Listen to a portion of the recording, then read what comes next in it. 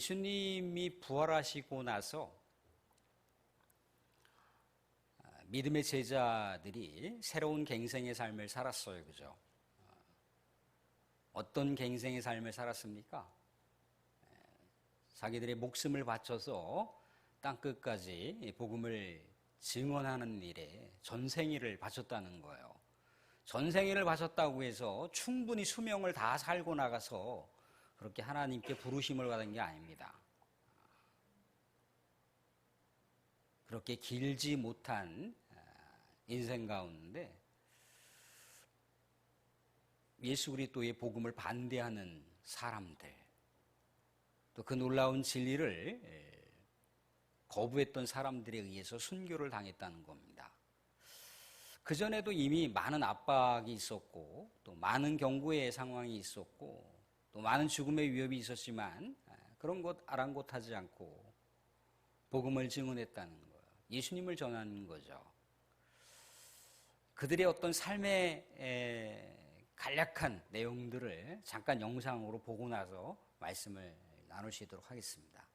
예, 이렇게 순교를 당하면서까지 복음을 전했던 그 힘이 어디서 나왔겠습니까? 죽음을 뛰어넘는 그 어떤 힘이 있었기 때문에 가능한 것 아니겠어요? 죽음을 정복하신 예수님께서 설령 그들이 죽는다 할지라도 그들의 생명을 다시 살려주실 수 있다라고 하는 그 확신 때문에 그들이 죽음을 불사하고 예수님이 이 땅 가운데 우리를 위해서 오신 구원자라고 하는 것, 또 우리의 죄를 짊어지시고 십자가에 못 박혀 죽으셨다는 것, 그리고 죽음을 정복하셔서 부활하셨다는 것, 그랬기에 예수 그리스도를 믿는 자들에게는 죽는다 할지라도 죽음을 넘어선 부활이 있다라고 하는 것을 많은 사람들에게 증거할 수가 있었던 거죠. 사랑하는 여러분들, 우리 성경에 보시면 아브라함이 이삭을 제물로 바치는 장면을 볼 수가 있습니다. 아브라함이 어떻게 100세에 얻은 아들을 그렇게 하나님의 제물로 바칠 수 있었던 그 근거가 어디에 있었겠습니까? 그가 믿음의 열정이 컸기 때문에 그랬을까요?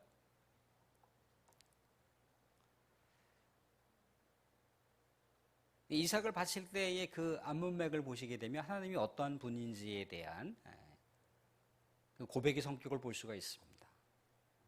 아브라함은 하나님이 영원히 살아계신 하나님이라고 하는 것, 영생하신 하나님이라고 하는 걸 알았어요.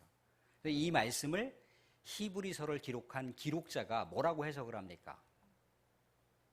아브라함은 이삭을 다시 하나님께서 살려주실 것을 믿었다라고 그렇게 해석을 해주고 있어요. 그러니까 아브라함의 마음에는 부활신앙이 있었다라고 하는 것을 증명해주고 있습니다. 사랑하는 여러분, 오늘은 죽은 나사로가 사흘이 될 때 예수님께서 죽은 나사로의 가족을 이렇게 만나려고 갔어요. 이미 그 전에 나사로가 죽기 전에 우리 오빠가 지금 병들었으니까 예수님께서 어서 오셔서 조치를 취해 주시면 우리 오빠가 죽지 않을 수 있을 것 같습니다 라고 그렇게 이제 전가를 보냈겠죠. 근데 예수님께서는 즉시 이동하지 않으셨다는 거예요.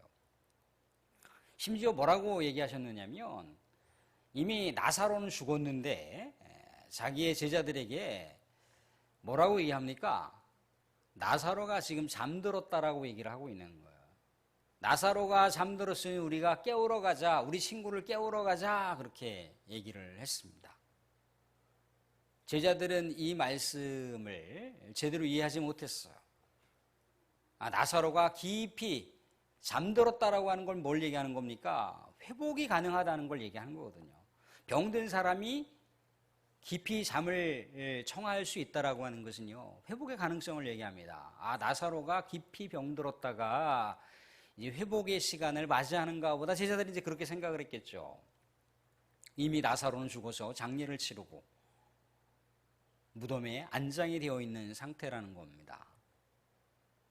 나흘이 될 때 이제 예수님이 그의 동생들을 만나러 간 거예요. 나흘이라고 하는 사일이라고 하는 이 시간은 굉장히 의미심장한 의미를 내포하고 있습니다. 뭐 오늘날도 마찬가지긴 하지만 고대 사회의 유대 전통은요, 보통 사람이 죽으면 그 영혼이 시체에 3일 동안 머문다라고 하는 그런 관념 사상이 있어요.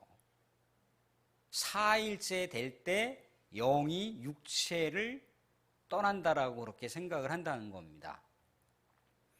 그러니까 죽은 지 4일이 됐다라고 하는 것은요, 나사로의 육체적인 죽음을 얘기합니다. 완전한 죽음을 얘기하는 거예요. 사람이 어떻게 손을 쓸 수가 없는 완전한 죽음을 얘기합니다. 사랑하는 성도들, 사람이 죽어서 장례를 다 치렀는데 무덤에 안장해놨는데 영안실에 있는 시신이 깨어났다는 얘기 들어보신 적 있습니까? 하루 이틀 뭐 식물인간이 돼서 그럴 경우는 가능성이 있지만 이미 죽은 지 4일이 됐다라고 하는 거 완전한 죽음을 얘기하는 거예요.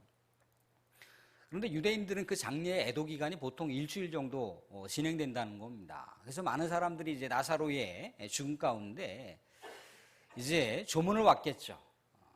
그의 가족들을 위로하기 위해서 또 마음을 나누기 위해서 같이 이렇게 많은 조문객들이 왔습니다. 예수님께서도 이제 오실 때 그의 동생이었던 마르다가 뭐라고 얘기합니까? 주님, 진작에 오셨으면 우리 오빠 나사로가 죽지 않을 수도 있었을 텐데요 라고 하면서 섭섭한 마음을 이렇게 예수님한테 전하는 거예요. 그러면서 하는 얘기가, 마르다가 예수님, 그렇지만 우리 주님께서 무엇이든지 하나님께 구하면 하나님께서 어떠한 것이든지 응답해 주실 줄로 내가 압니다 라고 예수님의 능력, 또 하나님의 능력을 그가 믿는다라고 그렇게 고백을 하는 겁니다. 예수님이 뭐라고 또한 얘기를 하고 있느냐면, 이때 예수님이 마르다에게 나사로가 다시 살아날 거야 그렇게 얘기합니다. 마르다야, 나사로는 다시 살아날 거야 라고 얘기합니다. 마르다가 뭐라고 고백을 합니까? 오늘 그런 고백을 볼 수가 있는데, 마르다가 이렇게 고백을 하더라는 거예요.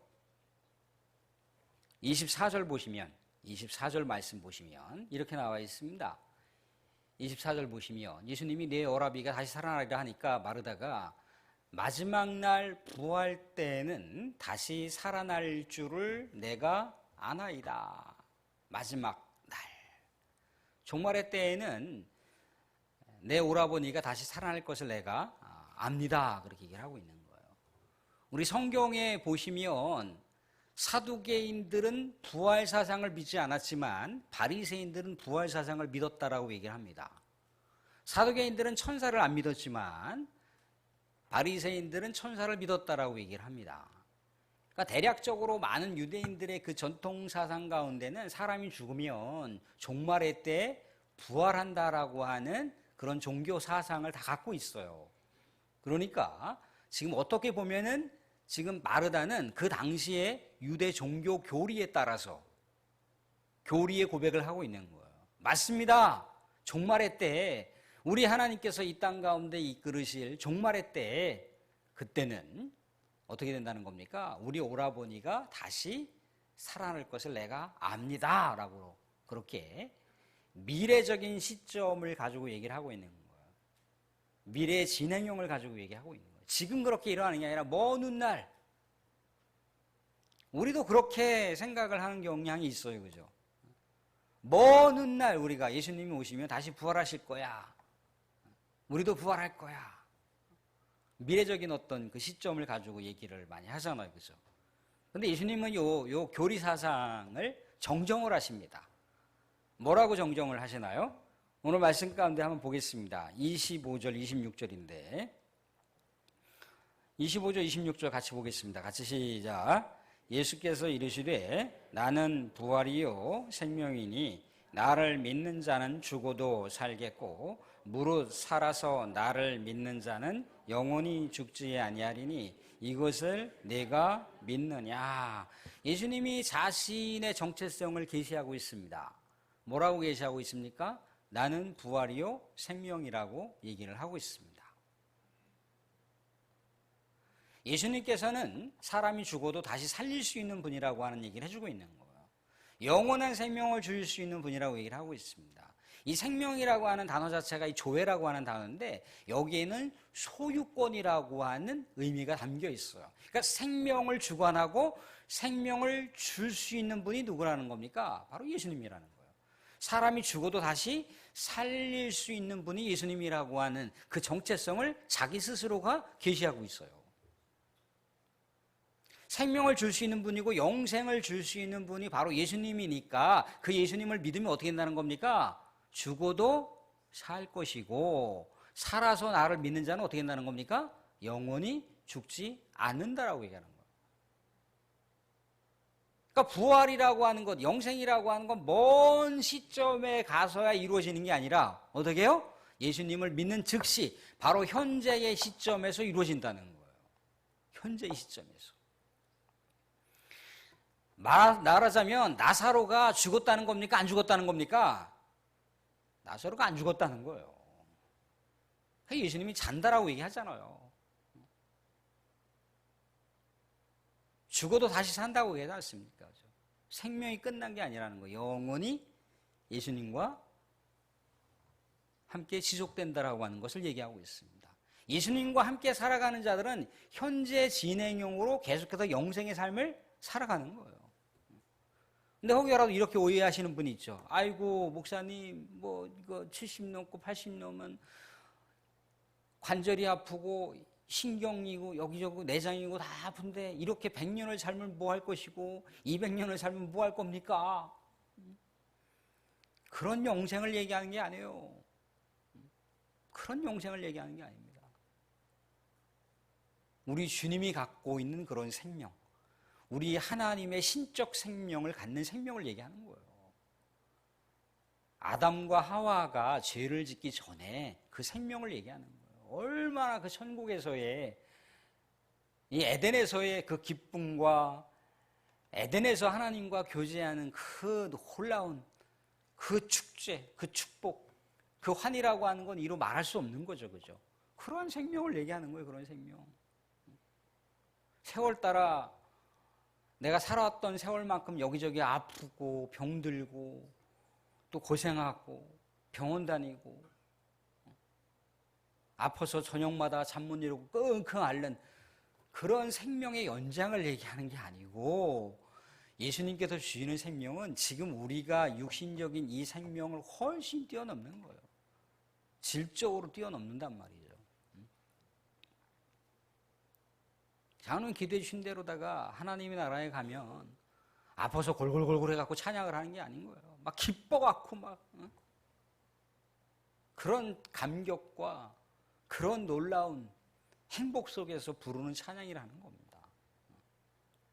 영원토록 우리와 함께 하시는 그 예수님, 그 하나님, 그 성령님과 더불어서 새하늘과 새 땅에서는 그런 날이 진행이 되는데 그 진행은 어느 때부터 진행되는 거라고요? 예수님을 믿고 살아가는 자들에게 진행되는 거예요.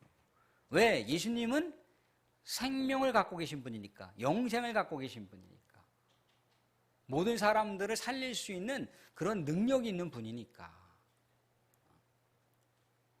사랑하는 성도, 예수님께서 왜 표적을 왜 보여주셨습니까? 예수님께서 눈먼 시각장애인의 그 시각을 회복시켜 주셨습니다. 옴짝달싹하지 못하는 완전히 다 움직이지 못하는 38년 된 병자를 일으켜 주셨어요. 굶주린 사람들에게 오병이어라고 하는 기적을 통해서 어떻게 했던가요? 굶주림을 해결해 주셨습니다. 그러니까 표적을 보여주신 게 뭐예요? 표적 자체는 뭐라고 그랬습니까? 표적 자체는 그 자체가 목적이 아니라고 그랬죠. 그죠? 그건 일종의 안내 표시예요. 이정표입니다. 그것을 통해서 우리 주님께서 전하시고자 하는 게 있는 거예요. 근데 우리는 자꾸만 표적에 머무르게 되면 어떻습니까? 내가 아팠을 때 예전에 성경에 보니까 아픈 사람 치료해 주더라. 예수님께 내가 기도하면 아픈 거 치료받겠구나. 내가 여러 가지 근심과 걱정과 어려운 문제가 있는데 예수님께 가서 기도하면 예수님께서 해결해 주시겠구나.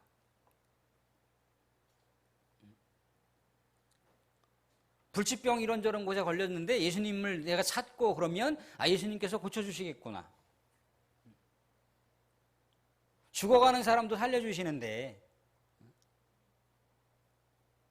내가 숨 넘어가기 전에 혹시라도 예수님께서 은혜를 베풀어 주시면 내가 살겠구나. 그 예수님을 찾아가야지. 더더구나 예수님 내가 믿으면 덤으로 부활을 해주신다는데, 부활 주신다는데 그런 차원으로 예수님을 바라보지 말라는 거예요.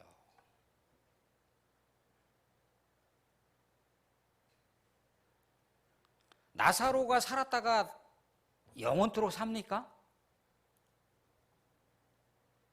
나사로가 다시 육신적인 죽음을 또 맞이하지 않을까요? 육신적인 죽음을 또 맞이한다는 거예요. 표적이라고 하는 건 목적하는 바가 있다. 예수님이 누구냐는 거죠, 예수님을 어떤 분으로다가 믿어야 되는지에 대한 물음표를 던지고 있어요. 근데 그 믿음이라고 하는 거예요. 입술로 고백, 마음으로 믿고 입술로 고백하고 또 다시 입술로 고백하고 마음으로 믿고 그러잖아요. 그죠? 그게 단회적으로 되는 게 아닙니다. 단회적으로 되면 얼마든지 어떤 상황, 어떤 사건을 통해서든지 그 단선적으로 고백했던 것이 깡그리 다 무너질 때가 많다는 거예요. 오늘 예수님께서 나는 부활이요 생명이 나를 믿는 자는 죽어도 살겠고 살아서 나를 믿는 자는 영원히 죽지 아니한다라고 이것을 내가 믿느냐라고 하니까 마르다가 뭐라고 고백을 합니까? 27절에서 27절 말씀 한번 떼어봐 주시기 바랍니다. 27절에 뭐라고 고백합니까? 이르되 주여 그렇습니다. 주는 그리스도시요 세상에 오시는 하나님의 아들이신 줄 내가 믿습니다 라고 얘기하고 있어요. 주님은 구원자십니다. 하나님의 아들인 것을 내가 믿습니다 라고 바로 나와요. 생명을 주관하시는 분, 이 땅 가운데 살아가는 사람들에게 예수 그리스도를 믿는 사람들에게 영생을 주시는 분이라고 하는 걸 고백했잖아요. 믿었다 그랬잖아요. 그죠? 근데 39절을 한번 보시기 바랍니다. 39절도 자막 한번 띄워봐 주시기 바랍니다. 자, 예수님께서 이제 4일이 넘어가고 있는 나사로의 그 무덤, 오늘날 우리가 생각하고 있는 흙무덤이 아닙니다. 동굴과 같은 그런 무덤을 얘기하는 거예요. 그래서 가족이 이렇게 같이 이렇게 나중에 안장할 수 있도록 이렇게 마치 우리식으로 얘기하면 그 영안실 같이 이렇게 구비되어 있는 그런 장소를 얘기합니다. 거기 이제 무덤 문을 열고 예수님이 거기다 안장을 했겠죠, 그죠? 그리고 다시 무덤 문을 닫았을 거 아니겠습니까? 그렇게 이제 나사로를 안장을 하고 무덤 문을 닫아놨는데 이제 4일이 됐단 말이죠. 예수님께서 그 무덤 문을 옆으로 치워놓으라고 얘기합니다. 그랬더니 뭐라고 얘기하나요? 지금 마르다가 이르되 주여 죽은 지 나흘이 되었습니다. 벌써 냄새가 나는데 지금 뭐 하자는 겁니까?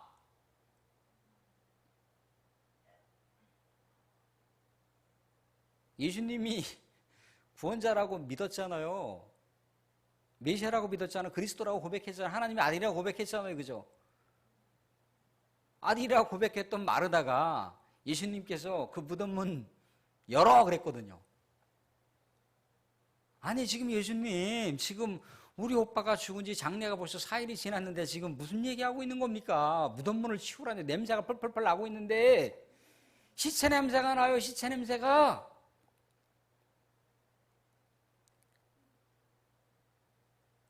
믿음이 온데간데 없이 사라져 버렸어.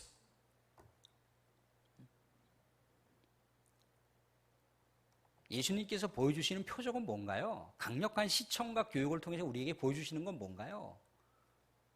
그때 당시 시각장애인들이 다 눈을 떴습니까?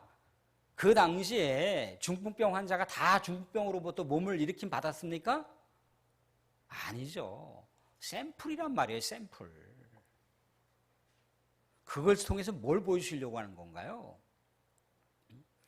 예수님이 살아계신 하나님이라고 하는 걸 보여주려고 하는 거예요. 예수님이 이 땅 가운데 구원자로 오셨다라고 하는 걸 알려주시려고 하는 신호란 말이죠. 사인이란 말이죠. 그것을 통해서 예수님을 바라봐야 되는 거예요. 그것을 통해서 예수님은 기적을 일으키시는 분, 대단하신 분이야. 예수님께서는 우리의 먹을 것을 해결해 주시는 분, 대단하신 분이야. 예수님께서 우리의 근심 걱정이 있을 때 우리를 위로해 주시고 우리 근심 걱정을 해결해 주시는 해결사야. 그런 정도로만 예수님을 바라보라는 게 아니에요. 그것을 통해서 뭐라고 하는 겁니까? 우리의 총체적인 삶을 주관하신 분이 바로 예수님이라고 하는 걸 바라보라는 거예요. 아픈 자 치료해 주시고 죽어가는 자 치료해 주시고 죽은 자도 살려주시는 분이 바로 예수님인데 그 예수님을 통해서 뭘 바라보라는 거예요? 예수님 우리에게 영원한 생명을 줄 수 있는 분이라고 하는 걸 바라보라는 거예요. 근데 거기까지 나아가지 않고 그냥 우리가 땅을 밟고 있는 이 세상 가운데 있는 것만 자꾸 우리가 딛고 살아가면서 예수님을 구하게 되면 그게 바로 미신이 되는 거예요.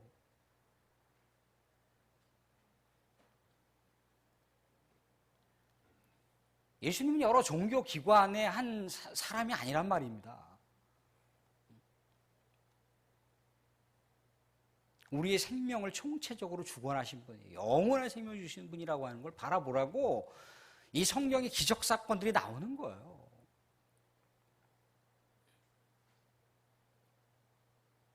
해결사로만 우리가 이 세상 가운데 살아가는 데 있어서 문제를 해결해주는 해결사로만 바라볼 게 아니라 우리의 총체적인 삶을 가장 좋은 곳으로 인도하시는 분, 그분을 바라보라고 이 표적 사건이라고 하는 게 주어진 거예요. 표적의 방향이 그렇게 제시된 거예요.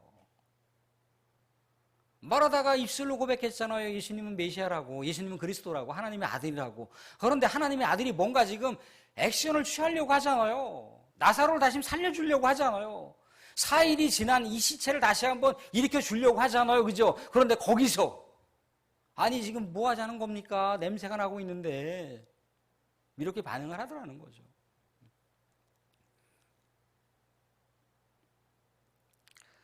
사랑하는 성도, 오늘 표적 이야기를 통해서 우리에게 주시고자 하는 메시지는 뭔가요? 예수님은 부활이요 생명이라고 하고 있습니다. 예수님은 부활의 능력을 갖고 계신 분이시고 예수님은 영원한 생명을 갖고 계신 분이에요. 그냥 부활 자체이고 생명 자체예요. 자신의 정체성을 계시했잖아요. 나는 부활이고 생명이다라고. 그러니까 부활이시고 생명이신 그 예수님만 붙들고 살아가게 되면 어떻다는 겁니까? 영원히 사는 거예요. 영원히. 죽지 않고 영원히 사는 거예요. 그걸 알려주시려고 하는 거예요.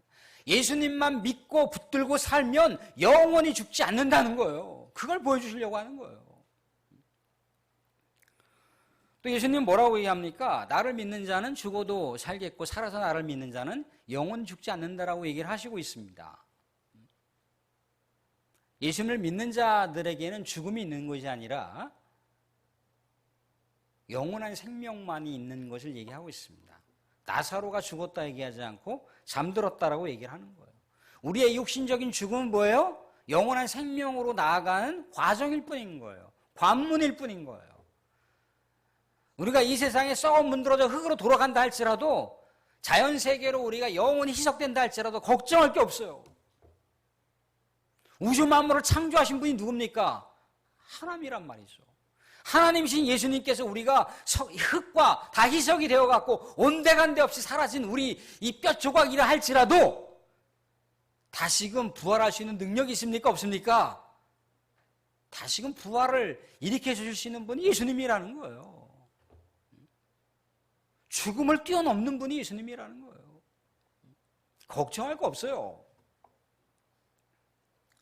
또 뭐라고 얘기하십니까? 마르다의 신앙 고백이 실패했지만 그 신앙 고백이 실패한 것을 예수님께서 뭐라고 나무라십니까? 뭐라고 나무라지 않아요. 또 격려하십니다. 또 격려하신단 말이에요. 신앙이라고 하는 것은요, 한 번 믿음으로 끝나지 않아요. 무너지고 또 실패하고 또 실패하게 돼 있습니다. 성경에 있는 많은 믿음의 그 위인들을 보는데 믿음의 위인들을 우리가 쫓아가는 삶인 게 아닌 거예요. 믿음의 삶을 이끌어 가시는 그 하나님을 바라보라는 거예요. 아브라함이 믿음이 대단해서 아브라함의 믿음을 우리가 본받습니까? 뭘요? 아브라함 맨날 실패하는데요? 아브라함의 믿음을 본받는 게 아닌 거예요. 그 아브라함을 통해서 아브라함을 이끌어 가시는 그 하나님을 바라보라는 거예요. 그 주님을 바라보라는, 그게 이 성경에서 나와 있는 수많은 기적 사건이 등장하고 있는 목적인 거예요. 목적.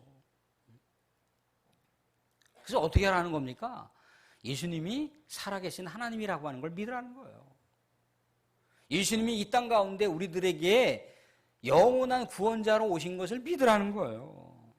그래서 기적사건과 표적사건을 보여주신 거예요.